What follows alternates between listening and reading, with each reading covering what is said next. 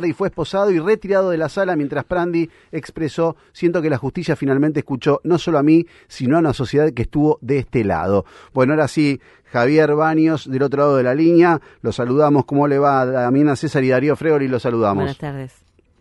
César, Darío, ¿cómo andan? Buenas tardes, un saludo a todo el piso y a toda la audiencia. Es un placer hablar con ustedes. Bueno, Javier, qué triunfo, ¿no? La verdad, ¿cómo lo sienten? ¿Sacaron una mochila? A ver, sí, exactamente, nos sacamos una mochila de encima, fue mucho peso, mucha responsabilidad, 5 años de trabas, de palos en la rueda, de padecimiento de Julieta, porque había que contenerla, no entendía cómo la justicia tardaba tanto en llegar a un juicio, porque lo único que pedía es que se realice un juicio oral, y eso era lo que estábamos pidiendo, y del otro lado ponían palos y palos y palos en la rueda. Bueno, finalmente llegó, yo creo que justicia divina, se pudo hacer el juicio, se pudo empezar, pudieron transcurrir con normalidad las 3 jornadas de debate, se pudieron hacer los alegatos, y acá estamos. La verdad que muy contentos con el fallo. Estábamos muy esperanzados, pero estábamos muy ansiosos también porque no sabíamos qué iba a resolver el tribunal. Y no, me imagino, ¿no? Porque la verdad que si bien habían pedido por un lado 50, por el otro lado 20, me parece que 19 fue una cifra. Para mí, siempre para mí uno se queda corto con estas cosas, ¿no? Pero realmente me parece que la verdad que es contundente. Darío, yo fui fiscal 15 años, es un montón 19 años. No, ya sí, entiendo, Javier, pero es tan grave. Sí, a ver, el sufrimiento, claro, eso digo. El padecimiento no hay manera de cuantificarlo. La magnitud del sufrimiento, ¿cómo lo cuantificás en una pena? Es imposible. No, es imposible. Es imposible decir, bueno, mensurar una pena acorde con la magnitud de la injusticia. Y por eso nosotros dijimos que pedíamos 50 años de prisión, que era el máximo legal. Ahora, más allá de eso, la realidad es que el fiscal tiene un deber de objetividad que nosotros como parte no lo tenemos. Nosotros representamos los intereses de Julieta, y nuestro pedido de 50 años, además de que tiene que ver con que consideramos que no hay ninguna posibilidad de recuperarse o resocializarse en este sujeto, y que entonces lo único que tenemos en cuenta son las necesidades preventivas especial negativas, que son las que surgen de la necesidad de neutralizar el peligro de un delincuente tanto para la víctima como para la sociedad. Más allá de eso, la realidad es que hay una cuestión técnica detrás del pedido de 50 años. Nosotros pedimos 50 años porque si el tribunal te impone una pena que es igual a la mitad de la que vos pediste, vos te quedás sin recurso. Totalmente. Entonces, si hoy el tribunal, en vez de imponer 19, hubieran puesto 10 años, el fiscal no podía impugnar, no podía recurrir. Tenés razón. Y nosotros sí. Por eso fue esa magnitud de pena que nosotros solicitamos. Primero, porque no tenemos deber de objetividad. Segundo, porque no había necesidades de prevención especial positiva. Y tercero, por esta cuestión técnica. Ahora estamos más que conformes con estos 19 años de prisión, y sobre todo con lo que hizo el tribunal, que fue a pedido nuestro del día jueves, a pedido de la Fiscalía del día viernes, dictar la prisión preventiva. Esa era clave, porque Julieta tenía terror.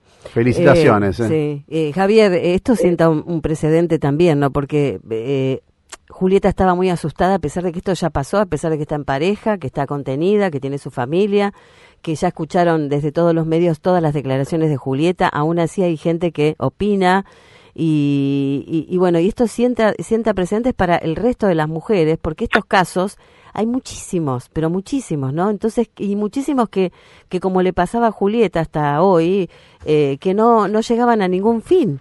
Y es como que siempre se dudaba de la palabra de la víctima, como que ¿por qué te quedaste tanto tiempo si realmente te maltrataba? ¿No te diste cuenta antes? Y no sabe la gente que no es víctima de violencia, de violencia psicológica, violencia económica, violencia sexual, de todas los vericuetos y de la manera en que la víctima llega a estar así indefensa, porque hay un montón de procesos antes de que ocurra esto. No es de la primera instancia que te tratan mal siendo mujer, ¿no? Por supuesto.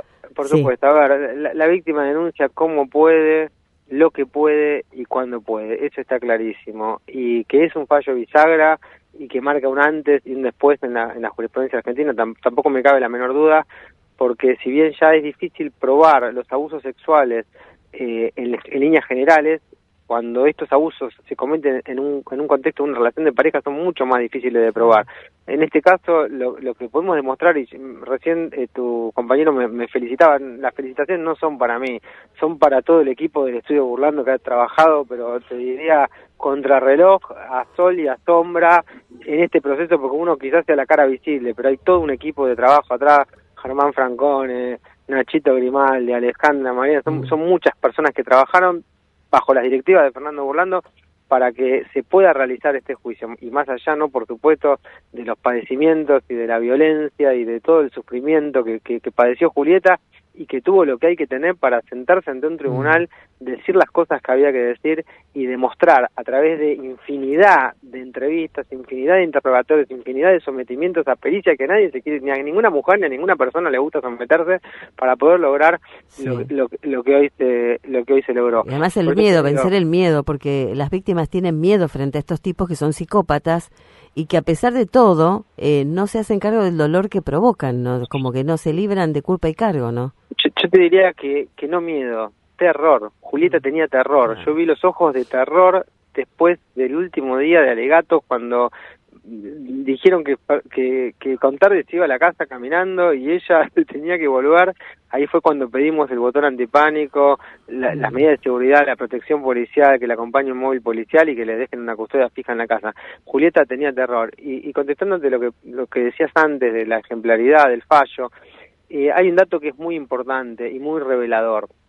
Como sabés que cuando los estudiosos de derecho penal analizan el problema de la pena, que es uno de los problemas más complejos en la ciencia penal, distinguen diferentes momentos en la vida de la pena. Hay como 3 momentos diferentes. Hay un momento legislativo, hay otro momento de determinación judicial y hay un momento ejecutivo en la fase penitenciaria. Cuando el legislador hace la ley, que todavía el delito ni siquiera se cometió, y amenaza con una pena para la eventual comisión de un delito, obviamente que la pena cumple una función de prevención general, es decir, está dirigida a toda la colectividad, es como un mensaje que vos le mandás a toda la sociedad diciéndole, che, no cometan estos delitos, porque el que comete este delito va a sufrir esta pena. Claro. Pero si vos, después de amenazar con esa pena en el Código Penal, cuando llega el momento de la determinación judicial, no la cumplís efectivamente, la gente se toma en chiste la amenaza y pierde toda su función preventiva, la pena. Imagínate cuando esto se produce en un caso de tanta repercusión. Claro, por eso es un antes y un después, claro. Es un antes y un después, porque esto es un mensaje claro a la colectividad. Miren, el que las hace, las paga. Cuando se prueba, así como se habla tanto de la falsa denuncia, también hay que hablar de la impunidad de los delitos de género. Entonces, está tan mal que se haga una falsa denuncia como que un delincuente, un abusador, una persona que comete un delito de estas características quede en libertad. Las dos cosas están mal, hay que buscar un punto de equilibrio, ni falsas denuncias ni abusadores en libertad. Javier, te quería preguntar cómo fue el clima hoy, para no ir tan atrás en las últimas dos, esta última. Ver, ¿cómo fue el clima en la sala? Mirá, fue muy raro, te voy a contar una anécdota del trasfondo, porque la realidad es que, por ejemplo, el equipo mío, Burlando tiene muchos equipos de trabajo, yo lidero uno de esos equipos, y entonces parte de mi equipo iba en un auto, con Germán Franconi íbamos en una camioneta, Fernando Burlando con su hija Delfina iba en su coche, y Julieta con Emanuel iba en otro vehículo particular. Entonces decidimos buscar un punto en común de encuentro ahí en Campana, como para poder llegar todos juntos al tribunal. No queríamos que Julieta vaya sola. Nosotros llegamos 10:30, la lectura era a las 11, y Julieta me avisó que estaba demorada por el tráfico, había estado dando alguna nota a último momento y llegaba y 11. Entonces yo le avisé al secretario del tribunal que íbamos a llegar un poco más tarde. Dije, vamos a llegar y 20. No calculé que íbamos a llegar y 27. Llegamos y 27. Cuando nosotros llegamos, se nos abalanzan todos los periodistas y nos dicen, Contardi, detenido, condena, 19 años. Y nosotros no entendíamos nada porque estábamos yendo a la sala a escuchar el veredicto. Claro. Bajaba la ventanilla y aparte vos viste esa situación que no sé, había más de 100 periodistas en cámara, era un lío. Y yo bajaba y no lograba internalizar que en realidad ya el veredicto ya se había leído. O sea que no lo pudieron, no lo vivieron en la sala. No lo vimos en la sala. Yo bajo la ventanilla y escuchaba, y lo primero que se me viene a la cabeza es, se habrá filtrado. Vieron que a veces se filtra la información, no se tiene que filtrar, pero a veces como el tribunal ya tiene el fallo, algún empleado dice, che, lo van a condenar a 19, algún periodista se entera y empiezan a el boca a boca. Claro. Yo pensé que me estaban sacando o de mentira, ¿verdad? O diciéndome, che, parece 19 años, pero no, lo que no entendía, no se me cruzaba por la cabeza, es que ya hubieran dictado, que ya estuviera condenado, estaba condenado. Tardé 15 minutos en reaccionar, porque tardamos 15 minutos en recorrer los 30 metros que nos distanciaban del auto hasta el tribunal, y en ese viaje me lo repitieron tantas veces, me decían que hasta que en un momento me dice, ¿y se puede leer el veredicto sin que ustedes estén presentes? Ahí caigo, digo, che, ya lo leyeron. Digo, claro, eso fue que te dio la pauta. Y explico, ahí entramos en conciencia y le digo a Julieta, ya está condenado. Y cuando subimos a la sala de audiencia ya estaba vacía, había algunos policías y Julieta, bueno, se rompió. Bueno, quizá mejor, ¿no? Me parece como que este final que estás contando es como un final que por ahí uno no lo piensa en el guión, pero me parece como que está bueno, la verdad que está bueno que termine de una manera como rara, distinta, no estuvo ahí en la sala, no lo vio, me parece como que hasta significa mucho eso, parece que significa un montón. Mirá, ni un pelo se cae de la cabeza sin que Dios lo permita. Por algo Dios quiso que las cosas se den de esa determinada manera. Vos sabés que yo fui muchos años fiscal, 15 años concretamente, y hacía todo, ¿no?, para lograr las condenas de las personas que se las merecían. Por supuesto, he desistido infinidad de casos cuando la persona no se lo merecía, pero en los casos que realmente se merecía, sobre todo los casos de abuso sexual, los homicidios agravados, los robos complicados, hacía lo imposible para llegar a una condena. Pero nunca me gustó ir a escuchar los veredictos. Es como que yo decía, mi trabajo llega hasta acá. Nunca iba. Qué loco el veredicto no iba.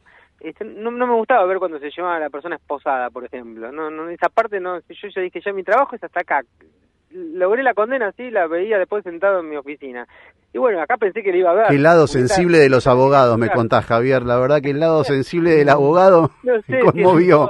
A mí me pasaba eso. Mirá que me mataba en el juicio. Sí. A capa y espada. Totalmente, pero bueno. Me interesaba, una vez que dictaba la sentencia, escucharla. Y Javier, escúchame, para cerrar, ¿esperaban este resultado, esta cantidad de años internamente? Te digo, en la charla interna, con Burlando, con Julieta.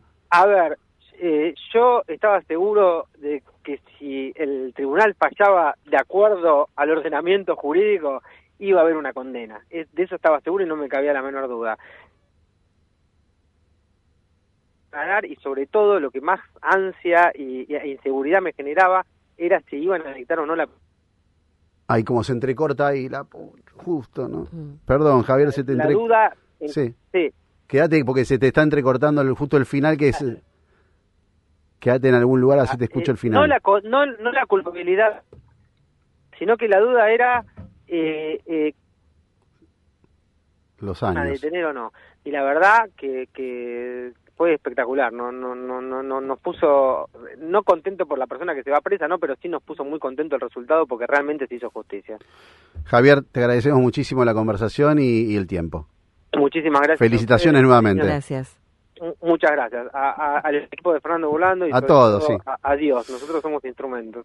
Abrazo grande, cariño. Abrazo grande. Javier Baños, abogado de Julieta Prandi, Claudio Contardi, finalmente fue condenado a 19 años de prisión por abusar sexualmente de su exmujer.